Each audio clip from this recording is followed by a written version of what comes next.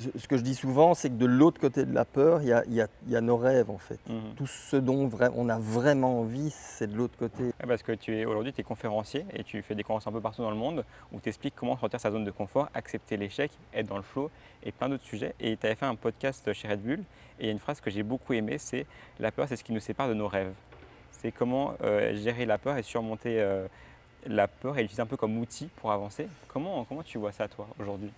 Mais ce que je dis souvent, c'est que de l'autre côté de la peur, il y a nos rêves, en fait. Mmh. Tout ce dont on a vraiment envie, c'est de l'autre côté. Donc il faut on me demande souvent: «Est-ce que tu as pas un truc?» Tu pas tu vois? Il y a Mmh. il y a pas vraiment de raccourci, en fait. Tu vas vraiment entraîner ton cerveau à confronter cette peur et à passer à l'action malgré la peur.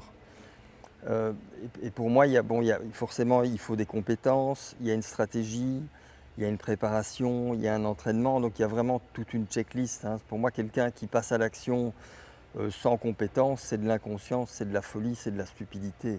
Donc en fait, les athlètes, parce que nous, quand on voit l'extérieur un peu les athlètes Red Bull, on pourrait voir qu'ils sont inconscients parce qu'ils font des choses mais tellement extrêmes qu'on se Il dit: «Mais comment?» moi, je pense être quelqu'un d'assez rationnel, Ouais. d'assez réfléchi, d'assez posé. Je pense quand même qu'il faut une petite partie de folie.